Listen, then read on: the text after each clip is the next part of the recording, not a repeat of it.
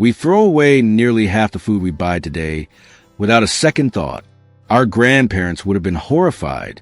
When a single dollar had to stretch across an entire week's groceries, nothing went to waste. Not potato peels, not worn-out socks, not even the fat drippings from Sunday's roast. These weren't just money-saving tricks. They were survival skills passed down through generations who understood that resourcefulness meant the difference between making it through winter or going hungry. Let's look at 60 ingenious household hacks that kept families fed, clothed, and warm when every penny counted. Citrus peels for garbage disposal. The garbage disposal could develop unpleasant odors. My grandmother saved lemon, orange, and grapefruit peels specifically for freshening it. She had two methods. The simplest was tossing the peels directly into the disposal and running it. The natural essential oils and citrus peels were powerful deodorizers. Her second method was freezing the peels in ice cube trays with water, then dropping a few cubes down the disposal weekly. The hard ice cubes helped sharpen the disposal blades while grinding. The citric acid cut through built-up grease. This natural approach worked better than commercial products and didn't introduce chemicals into the water system. White vinegar as a universal cleaner. Walk into any home in the 1950s, and you find a gallon jug of white vinegar under the sink. It cost about 15 cents and replaced what would have been a dozen different cleaning products. My grandmother kept 3 spray bottles with different strengths. The heavy-duty mix for the oven was equal parts vinegar and water. For everyday surfaces, she'd use 1 part vinegar to 4 parts water. The weakest solution, mostly water with just a splash of vinegar, was safe enough for the children's toys. She'd heat the vinegar slightly for tough jobs because the warmth helped cut through grease faster. The smell was strong while cleaning, but it disappeared within minutes as the vinegar dried.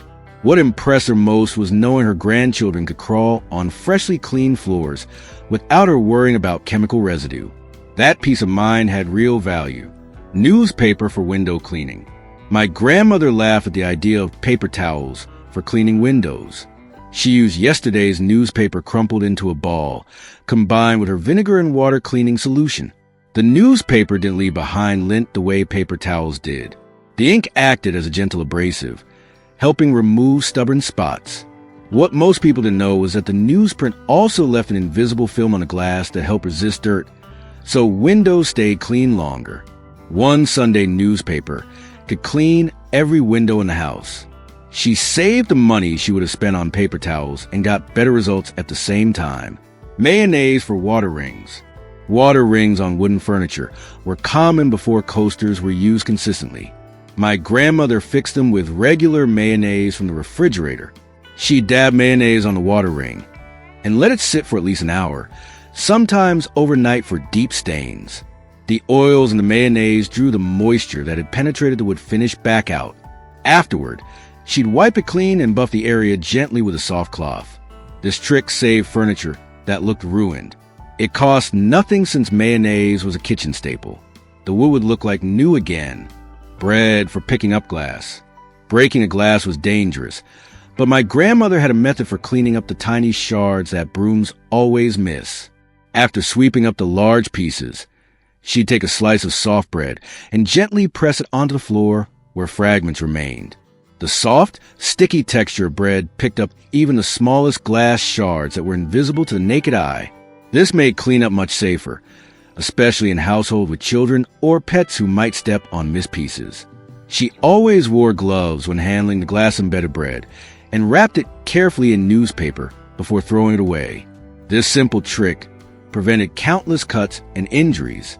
Rubber band for jar opening.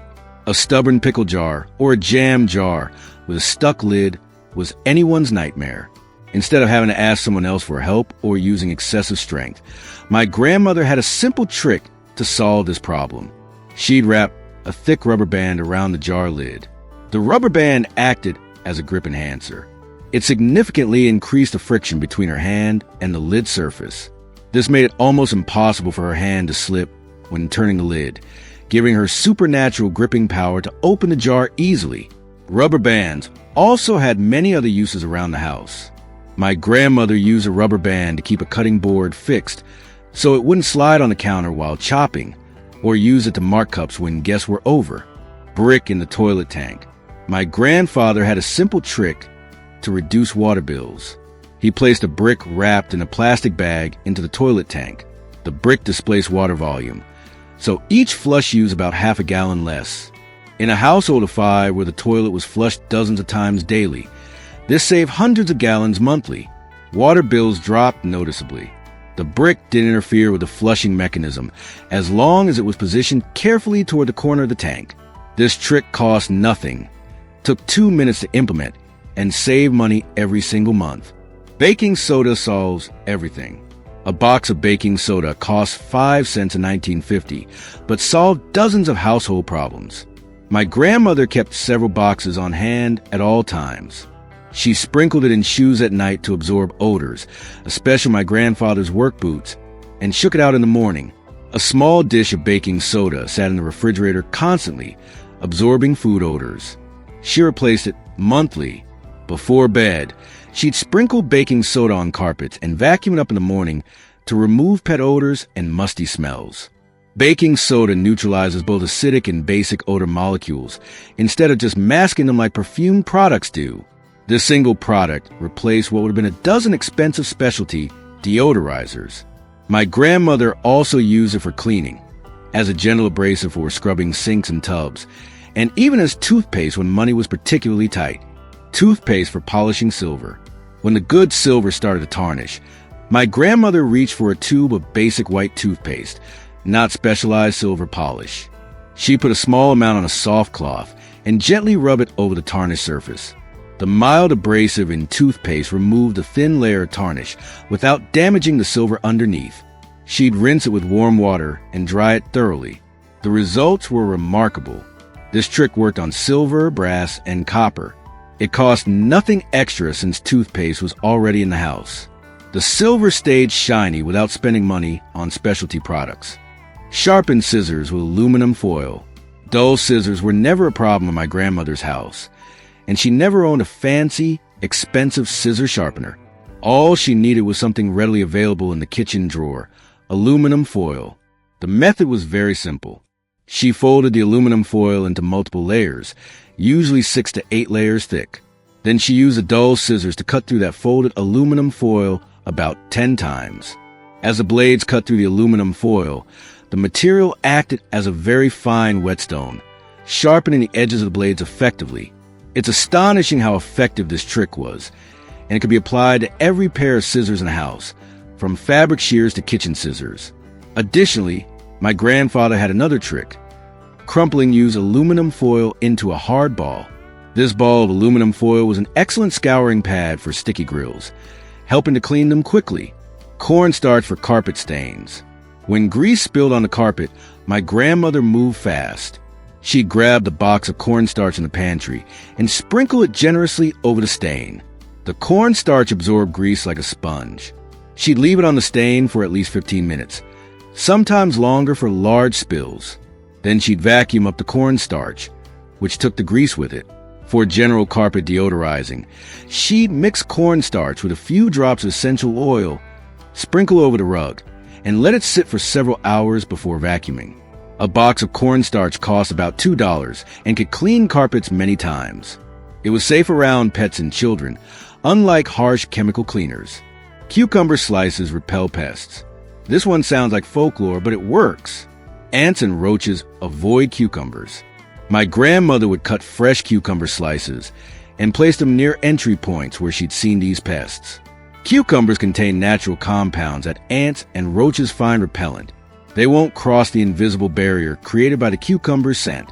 She'd replace the slices every few days as they dried out. This method was safe around children and pets, unlike toxic pest sprays.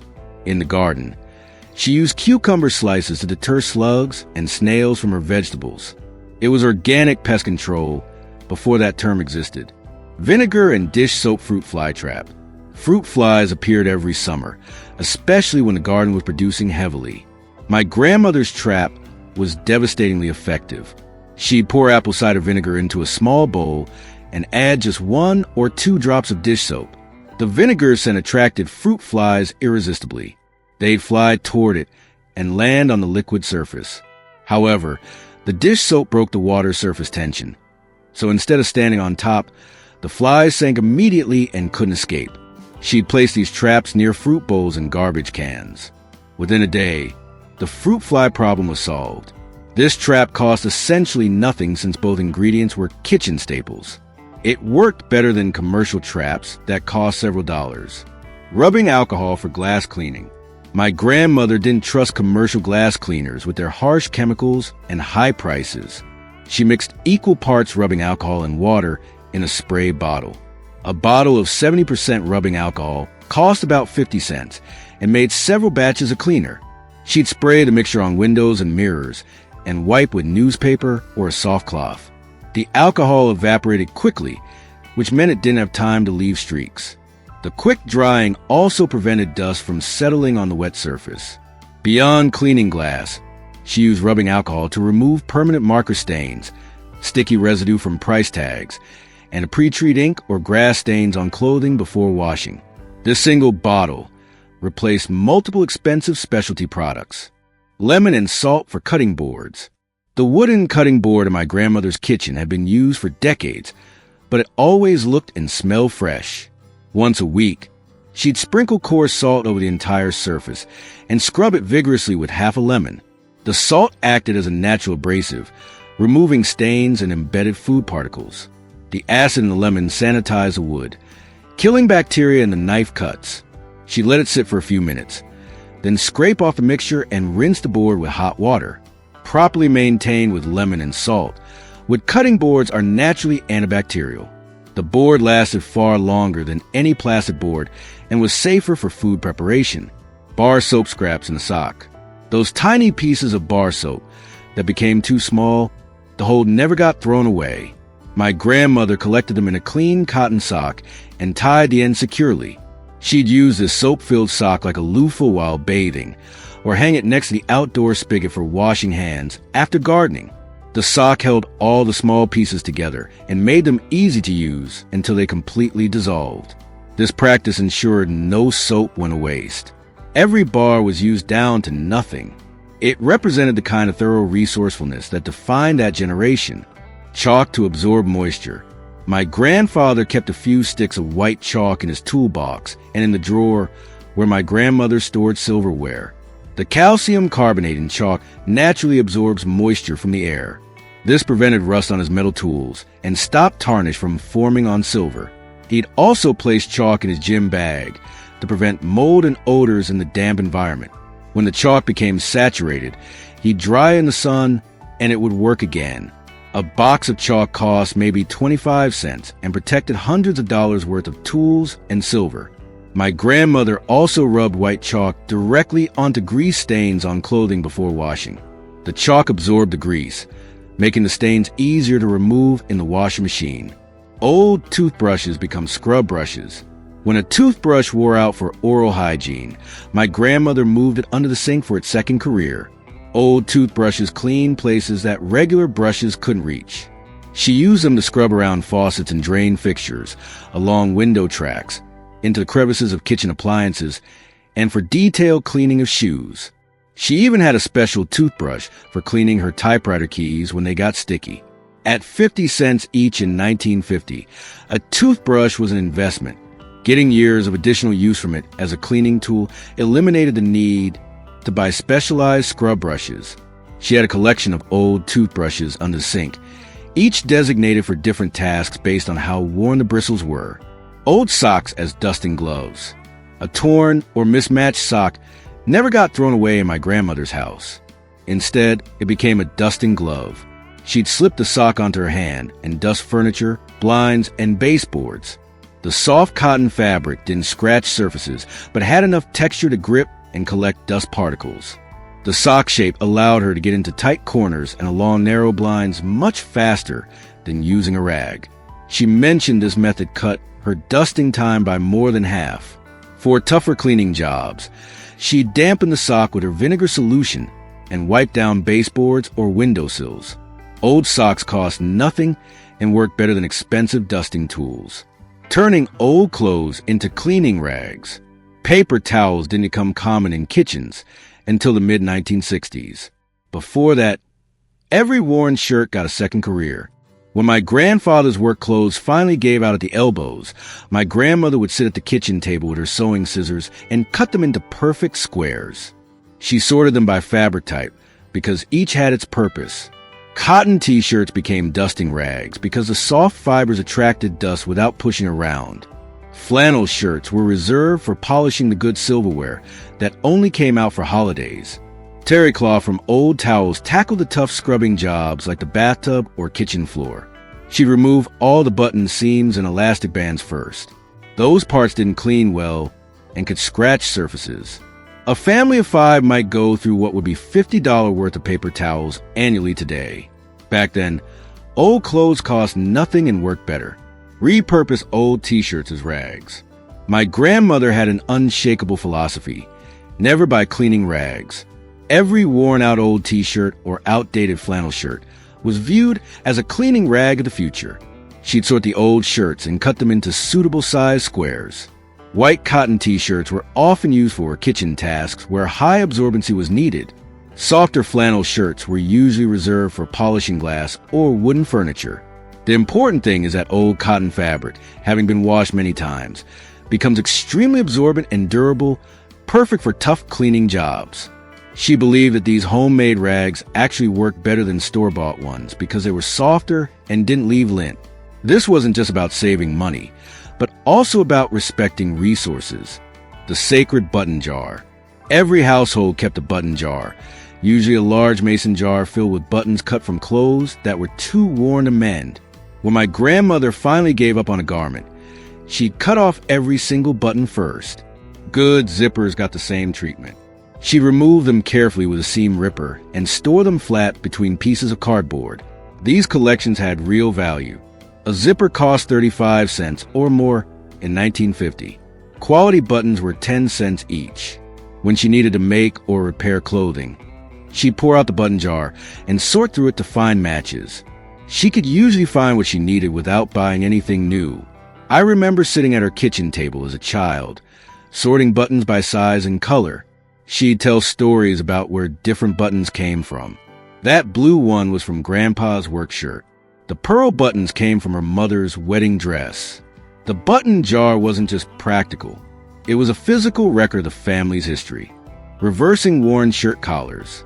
When a dress shirt's collar started fraying from wear, most people today would donate it or throw it away. My grandmother saw several more years of use.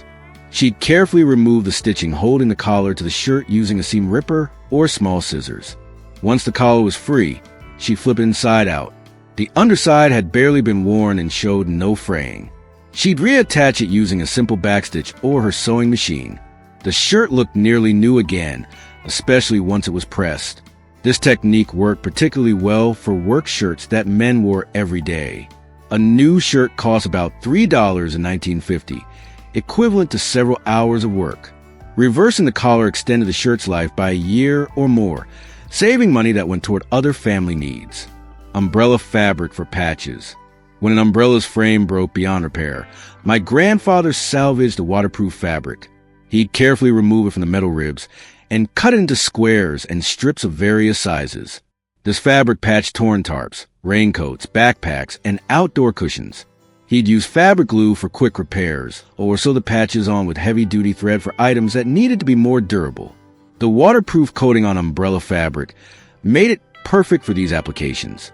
Buying new waterproof material or replacing tarps was expensive. A single tarp could cost $5 or more in 1960. The umbrella fabric did the same job for free. Nothing was wasted.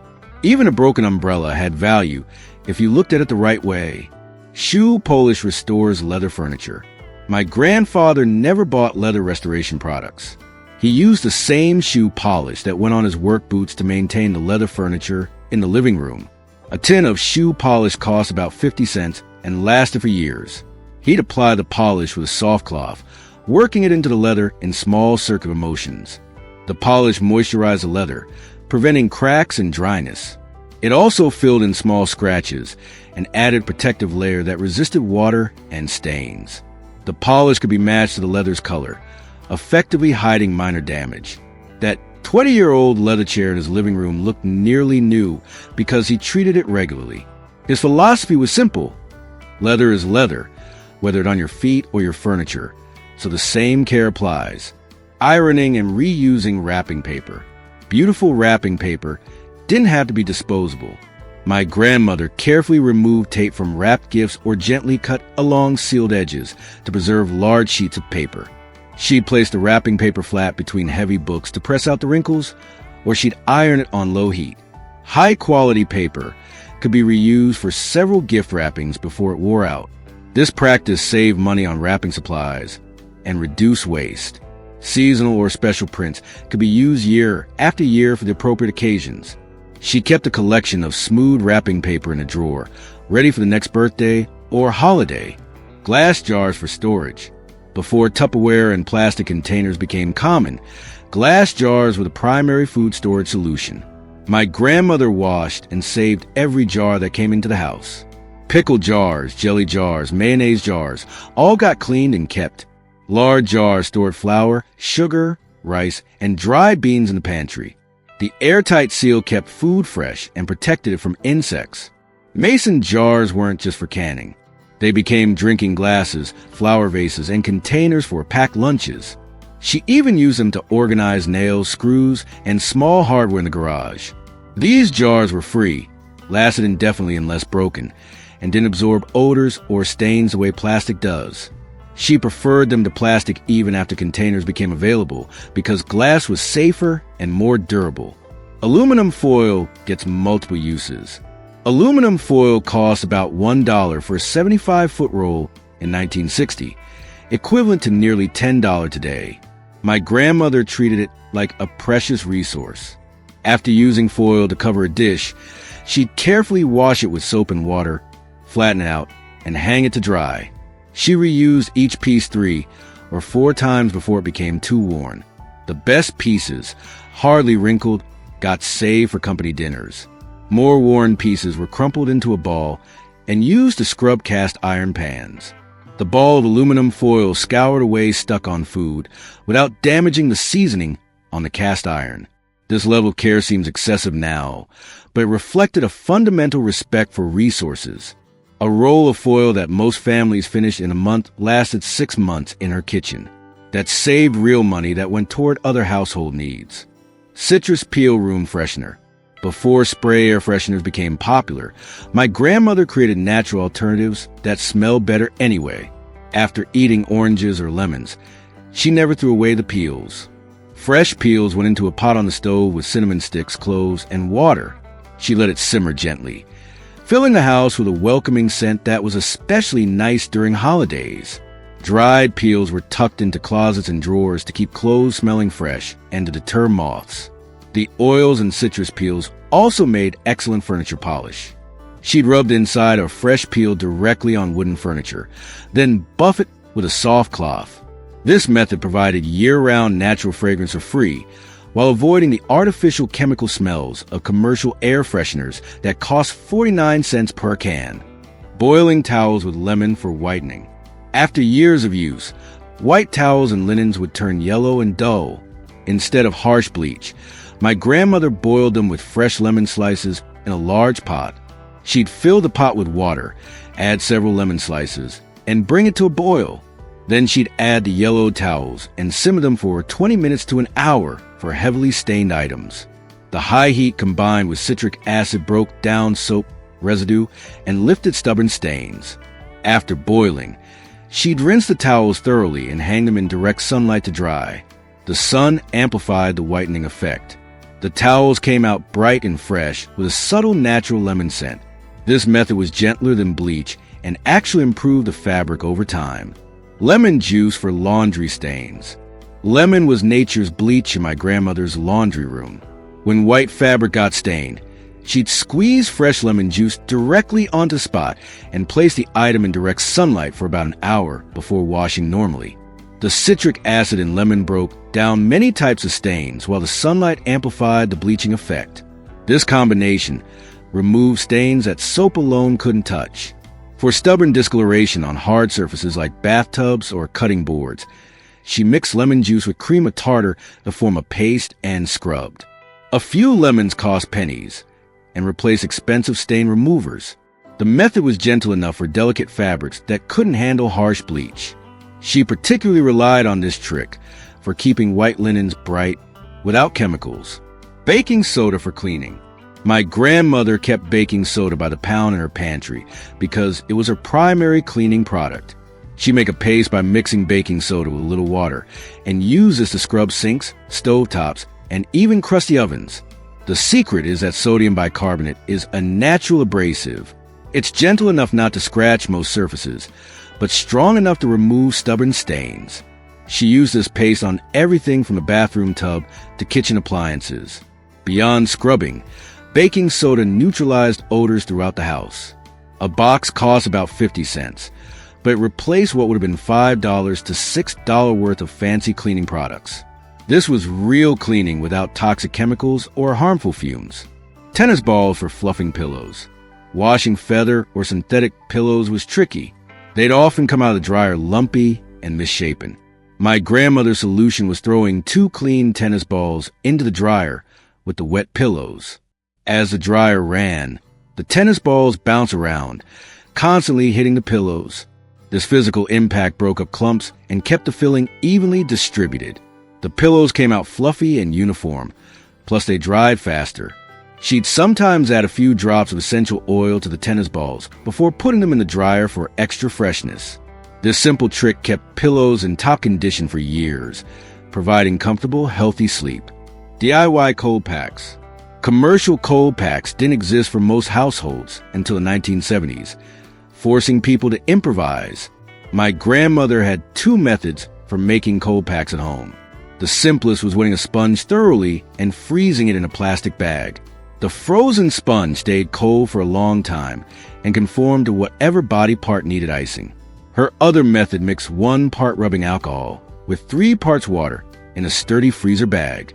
This mixture stayed slushy when frozen, making it flexible and comfortable to use. Homemade cold packs cost only a few cents to make, could be refrozen indefinitely, and work better than commercial versions because the size and flexibility could be customized for different needs. Patching leaky roofs with tar. Professional roof repairs were beyond the budget of most families in the 1950s. When the roof leaked, my grandfather became an amateur roofer himself. He'd buy a 5-gallon bucket of tar for about $2. He'd clean the leaky area thoroughly, removing any loose material. Then he'd apply tar liberally with an old brush or trowel. For extra reinforcement, he'd press pieces of cloth or scrap metal into the tar. The patch sealed the leak and could last for years if properly maintained. This DIY repair saved hundreds of dollars that a professional roofer would have charged. More importantly, it kept the family dry and prevented water damage to their belongings. Homemade draft stoppers. Heating fuel was expensive whether you used oil, coal, or wood. My grandmother fought against wasted heat by blocking drafts under doors. She made draft stoppers by stuffing old socks or worn-out tights with sand, rice, or sawdust. These fabric tubes were placed against the bottom of exterior doors where cold air sneaked in. They were surprisingly effective, reducing heating bills by 10 to 15%. At a time when heating might cost $50 monthly in winter, saving $5 to $7.50 meant that money could buy groceries or pay for other necessities. The materials cost nothing. Old socks were headed for the rag bag anyway. Sand came from the yard. These simple devices kept the family warmer while spending less on fuel. Darning socks. Throwing away socks because of a small hole would have seemed wasteful to my grandmother. She kept the darning egg, which is a smooth wooden form that fits inside the sock and provides a surface to work against. She'd stretch the sock over the egg, positioning the hole at the center. Using a darning needle and thread that matched the sock color, she weaved back and forth across the hole, creating a tight patch. It took maybe 10 minutes per sock. A pair of work socks cost 50 cents in 1950, equivalent to half an hour's wages for many workers. Darning them multiple times meant each pair lasted several years instead of months. This wasn't seen as poverty. It was responsibility. Taking care of what you owned showed respect for the work that went into earning the money to buy it. My grandmother darned socks, reinforce elbows and patch knees as a matter of course, extending the life of every garment in the house. Dishwater for the garden. Water was expensive in some areas, and my grandmother hated waste. She placed a plastic basin in the sink to catch dishwater. As long as she used biodegradable dish soap, without harsh chemicals, this gray water was safe for watering garden plants. She'd pour the collected water at the base of plants, avoiding the leaves of anything edible. This practice reduced both water waste and utility bills. In summer, when the garden needed daily watering, captured dishwater made a real difference. It also meant she didn't have to carry as many buckets of fresh water from the pump or hose. The garden got watered and nothing went to waste. Salt for preserving everything. Before electric refrigerators became affordable in the 1940s and 50s, salt was the only reliable way to keep food from spoiling. My great-grandmother would watch the market prices carefully. When pork shoulder dropped below a certain price per pound, she'd buy several and cure them into ham, using nothing but salt and thyme. The process was straightforward but required attention. She'd pack the meat completely in coarse salt, making sure every surface was covered. The salt drew moisture out of the meat, creating an environment where bacteria couldn't survive. She'd hang the salted meat in the coolest part of the cellar, usually for several months. The resulting ham had a depth of flavor that fresh pork never matched. Vegetables got similar treatment, but with wet brining instead of dry salt. She dissolved salt in water, packed vegetables into crocks, and poured the brine over them. Cabbage became sauerkraut. Cucumbers turned into pickles. Green beans stayed edible all winter. A 50-pound bag of salt cost about $1 in 1950 and could preserve hundreds of pounds of food. Fermenting vegetables. When the garden produced more vegetables than the family could eat fresh, fermentation preserved them for months without refrigeration. My grandmother made sauerkraut from cabbage, pickles from cucumbers, and fermented green beans. The process was simple. She'd chop the vegetables, pack them tightly into clean glass jars, and cover them with saltwater brine. About 1 tablespoon of salt per 2 cups of water was a standard ratio. She'd make sure the vegetables stayed submerged under brine, usually by placing a smaller jar or weight on top. The jars sat at room temperature for about a week. Natural bacteria on the vegetables converted sugars into lactic acid, which preserved the food and created that characteristic tangy flavor. After a week, she moved the jars to the coolest part of the house where they'd keep for months. These fermented vegetables provided vitamins during winter, when fresh produce was scarce and expensive. They also added flavor to simple meals. Plus, we now know they contain beneficial probiotics that support digestive health, though my grandmother just knew they help prevent winter illnesses. Soaking beans on a wood stove. Dried beans were cheap filling and stored indefinitely, making them a staple food. But they cooked better and faster when soaked first. My grandmother used the residual heat from the wood stove to soak beans overnight. Before bed, she'd place a pot of beans and water near the edge of the stove where it was warm but not hot. By morning, the beans had absorbed water and softened. She'd move the pot to the hot center of the stove and simmer them until tender. This method saved fuel by using heat that would have been wasted anyway. It also shortened the cooking time the next day, saving even more fuel. Beans cooked this way had better texture and flavor than beans cooked without soaking. Windowsill herb garden. Fresh herbs were expensive and often impossible to find at grocery stores before the 1970s. Dried herbs existed, but lacked the brightness that fresh herbs bring to cooking. My grandmother's solution was growing herbs year-round on the kitchen windowsill. She used whatever containers she had. Old coffee cans with holes punched in the bottom worked fine. She'd fill them with garden soil and plant cuttings from neighbors or seeds saved from previous plants. Basil, parsley, oregano, and chives all thrive in her sunny kitchen window. These herbs transform simple meals. A handful of fresh parsley can make boiled potatoes taste special. Fresh basil elevated a basic tomato sauce into something guests would ask about. During winter, when vegetables were scarce and expensive, these herbs provided flavor and vitamins. A windowsill garden saved about $2 weekly compared to buying dried herbs, which doesn't sound like much until you realize that was 10% of many families' weekly food budget. Sprouted garlic becomes new garlic. Finding a garlic clove that started sprouting usually means people toss it, thinking it's gone bad. My grandfather saw it differently. That green shoot meant the clove was ready to grow into a whole new bulb. He'd separate the cloves and plant them in the garden with a pointy end facing up, about 2 inches deep. Garlic isn't fussy. It grows well in most soil as long as it drains properly and gets full sun. He planted in fall and harvested the following summer. Each sprouted clove produced a full head of garlic with 8 to 10 new cloves. This approach meant he never bought garlic after that first purchase. One bulb from the store turned into a perpetual supply. He'd save the biggest, healthiest bulbs from each harvest for replanting. The smaller ones went to the kitchen. Coffee grounds as fertilizer. My grandfather saved every spoonful of used coffee grounds. He'd spread them around his tomato plants, roses, and azaleas. These plants love acidic soil, and coffee grounds provided that along with nitrogen and other nutrients. He'd work the grounds into the soil around the base of each plant, being careful not to pile them up against the stems. Within a few weeks, the difference was visible. Leaves turned a deeper green. Tomatoes grew larger. Roses bloomed more abundantly. What impressed him most was that this fertilizer was completely free. He was already buying coffee for the household. The grounds were headed for the trash anyway. Using them in the garden meant he rarely needed to buy commercial fertilizer, saving $10 or $15 per growing season. Homemade vinegar from fruit scraps.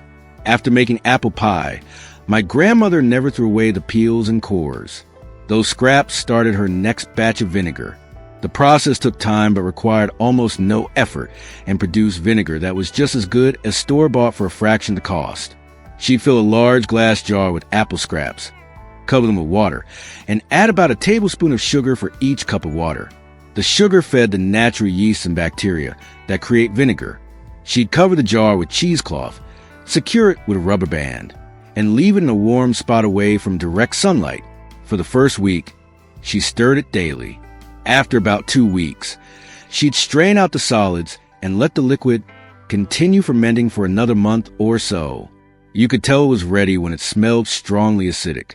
She used this vinegar for everything from pickling to cleaning to making salad dressings. A year's supply of vinegar came from fruit scraps that would have ended up in the compost. Storing potatoes with apples. My grandmother discovered that storing an apple with potatoes kept them from sprouting for weeks longer.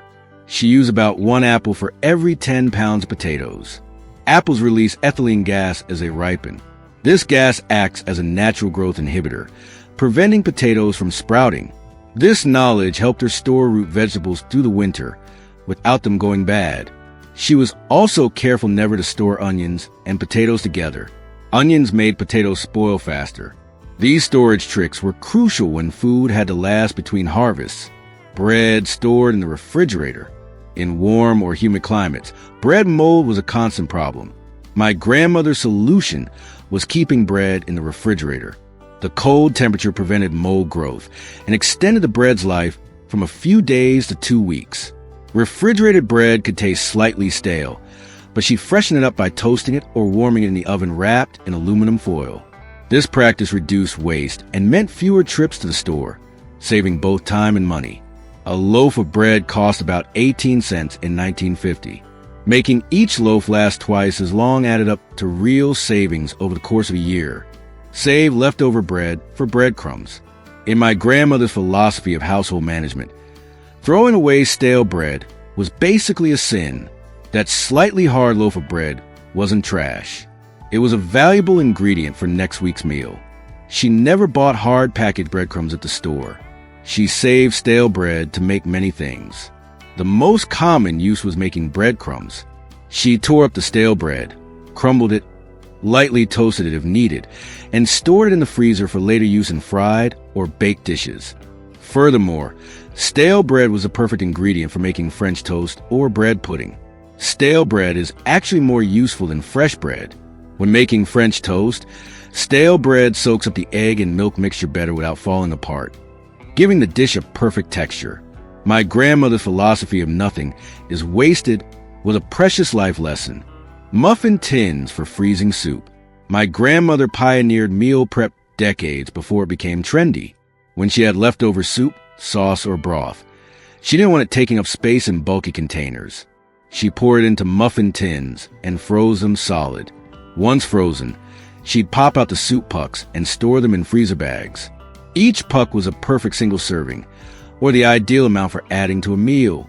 They thawed much faster than a large block of frozen soup and stacked efficiently in the freezer. This system saved space, reduced waste, and made it easy to add flavor and nutrition to simple meals. She ran a personalized frozen food section right from her freezer. Potato peel soup. This one might sound desperate, but it kept families alive during the Depression and remained popular through the 1960s in households where money stayed tight.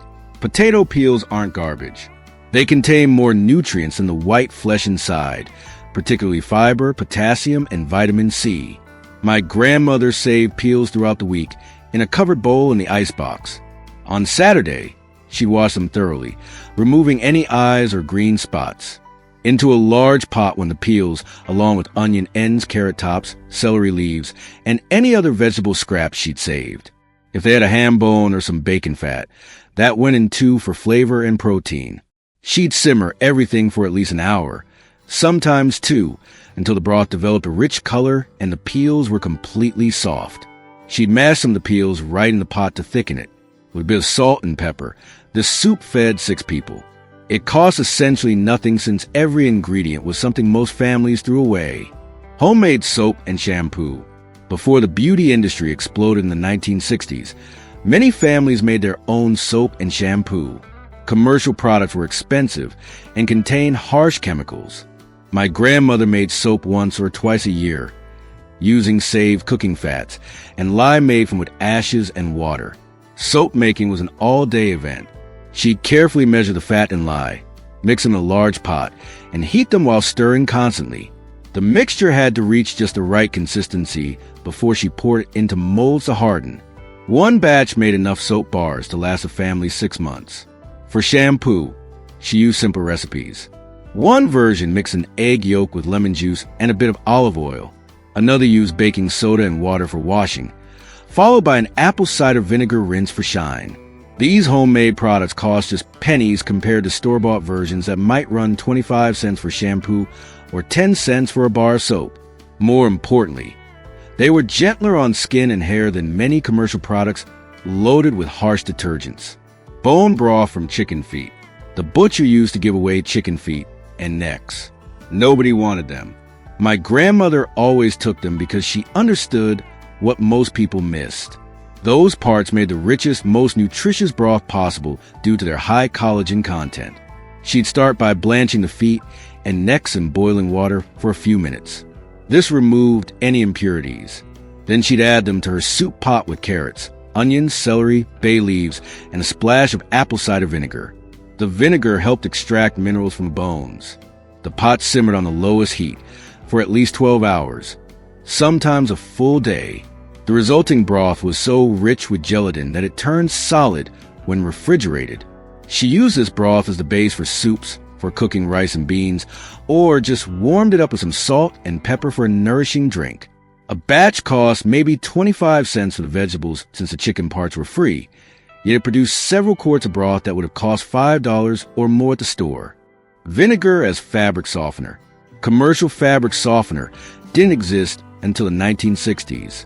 Even then, it was expensive, costing about $1.50 for enough to soften 20 loads of laundry. My grandmother used vinegar instead, spending just a few cents per load. She'd pour half a cup of white vinegar into the rinse cycle. The vinegar cut through soap residue that made clothes stiff and scratchy. It also removed odors that soap alone couldn't eliminate, like cigarette smoke, mildew, or sweat. The acidic vinegar helped set colors in new clothing and remove yellow stains from white fabric.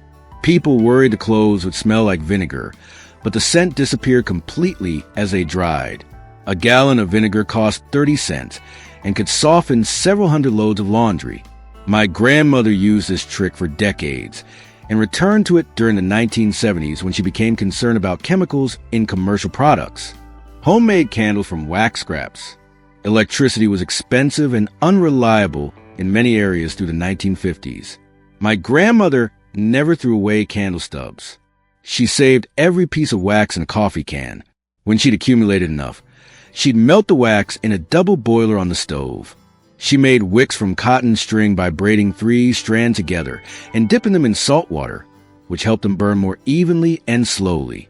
For molds, she used milk cartons or tin cans. She'd pour the melted wax into molds with the wick centered, let them cool completely, and then peel away the mold. These homemade candles burn just as well as store-bought ones, but cost only about 1/10 as much. During power outages or to save on electricity bills, these candles provided backup lighting that the family could afford. Soup stock from kitchen scraps. The soup pot simmered constantly on the back of my grandmother's stove. Every bone from dinner, every vegetable trimming, every bit of leftover meat went into that pot. Nothing was wasted. She let it simmer for hours, adding water as needed. Once a week, she'd strain it, pressing on the solids to extract every drop of flavor. The resulting stock formed the base of that week's soups, gravies, and sauces. She'd also use it to cook rice, beans, or pasta instead of plain water, adding nutrition and flavor. This stock was rich in minerals extracted from the bones and vegetables. It cost nothing since every ingredient was something most families discarded. Yet it transformed cheap ingredients like dried beans or potatoes into satisfying meals that tasted like something special. Stretching meat with fillers.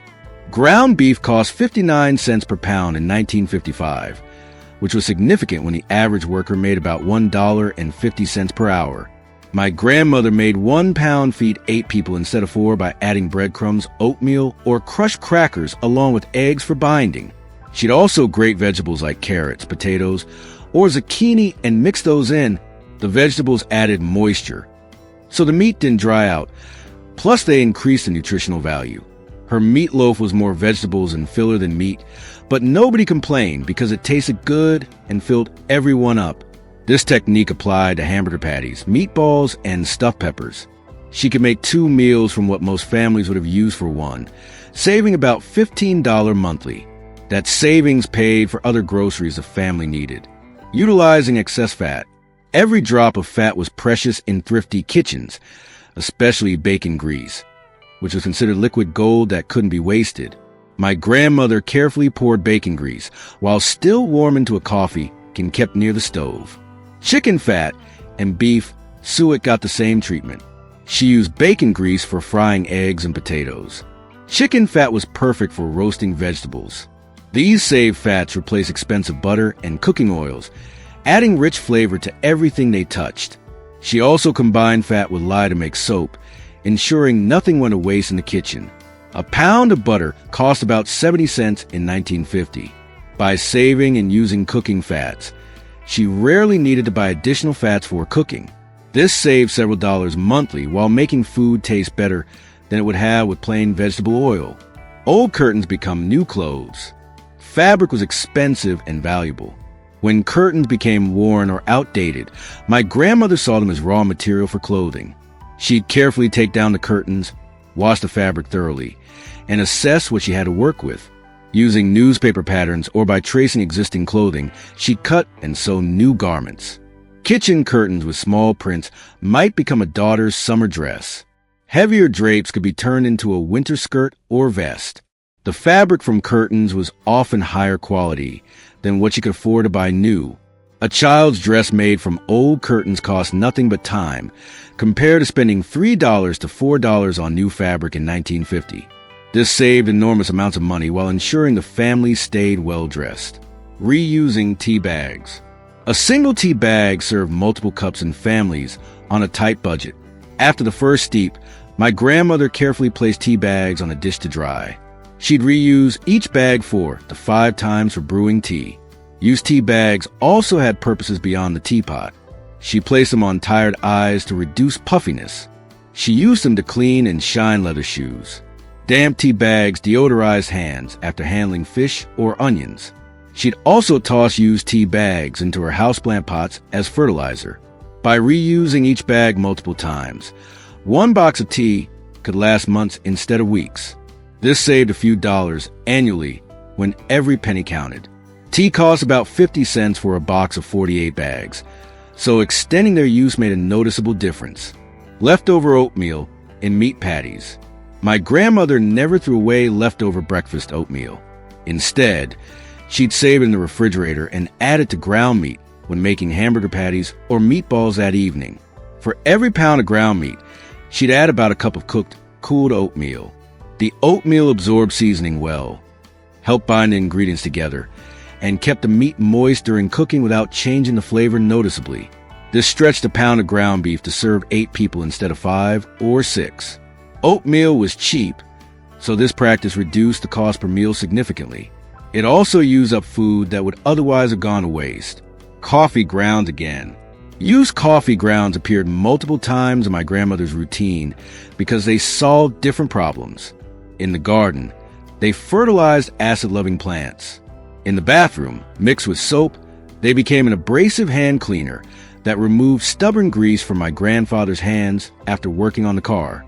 She also placed dry coffee grounds in a small bowl in the refrigerator where they absorbed odors better than baking soda. The nitrogen in coffee neutralized stubborn smells instead of just covering them up. Perhaps most surprisingly, she mixed coffee grounds with coconut oil to make a natural body scrub. The caffeine in coffee was believed to temporarily reduce the appearance of cellulite, and the grounds exfoliated dead skin. A pound of coffee cost 75 cents in 1950. Getting multiple uses from the grounds after brewing meant that pound went much further. Vinegar as fabric softener. My grandmother was so devoted to vinegar as a fabric softener that it bears repeating. She used it throughout her entire life, never once buying commercial fabric softener. She'd pour half a cup into the washing machine's fabric softener dispenser. The acetic acid in vinegar broke down soap residue that built up on fabric fibers, which often made clothes stiff and rough. The amazing thing was that the vinegar smell completely disappeared when the clothes dried. Besides softening the fabric, vinegar also eliminated stubborn odors and reduced static. This trick did everything that fabric softener claimed to do, but better. It maintained the elasticity of clothing and was gentle on sensitive skin. This was a fantastic way to keep the family's linen soft and long-lasting. Frozen grapes as ice cubes. My grandmother was ahead of her time with this one. Instead of ice cubes that diluted drinks, she froze grapes and used them to keep beverages cold. She'd wash grapes thoroughly and dry them completely before freezing. Dried grapes didn't stick together in the freezer. When serving lemonade, iced tea, or even wine, she'd drop a few frozen grapes into each glass. The grapes kept drinks cold without watering them down. As they slowly thawed, they added a subtle natural sweetness. After finishing the drink, you had frozen grapes to eat as a cool snack. This elegant solution cost nothing extra and impressed guests who'd never seen it before. These 60-plus household hacks weren't really about being cheap. They represented a fundamentally different relationship with possessions and resources. My grandparents' generation understood that everything had value, even things that seem worthless today. Potato peels became soup. Coffee grounds fertilized gardens. Old socks cleaned furniture. Nothing was too small or insignificant to deserve a second use.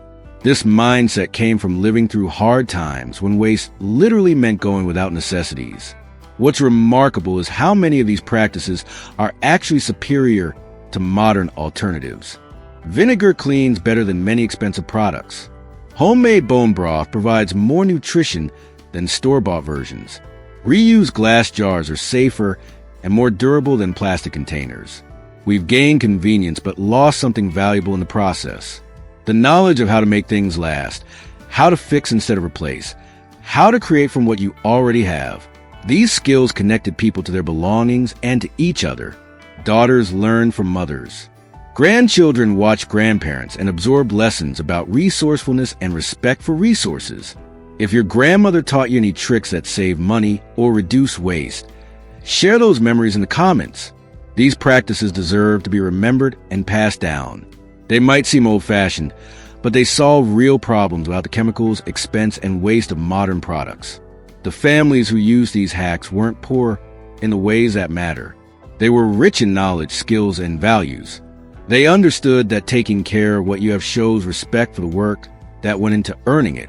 They knew that being resourceful meant being free from dependence on expensive products and services. As you look at your own household, consider which of these practices might work for you. Maybe you'll start saving coffee grounds to the garden or keeping a jar for buttons. Perhaps you'll try vinegar as a cleaner or start reversing worn collars on shirts. Each small change connects you to a tradition of practical wisdom that served families well for generations. These aren't just nostalgic memories of a simpler time. They're proven solutions that save money, reduce waste, and help families thrive when resources were limited. In a world where we're increasingly concerned about sustainability and reducing our environmental impact, these old household hacks offer valuable lessons we'd be wise to remember. Thank you for taking this journey back to when every penny counted and nothing went to waste. If you found value in these time-tested tricks, hit that like button and subscribe to the channel. We'll continue exploring the practical wisdom of previous generations, uncovering more secrets that made household management an art form. Don't forget to turn on notifications so you never miss another trip down memory lane.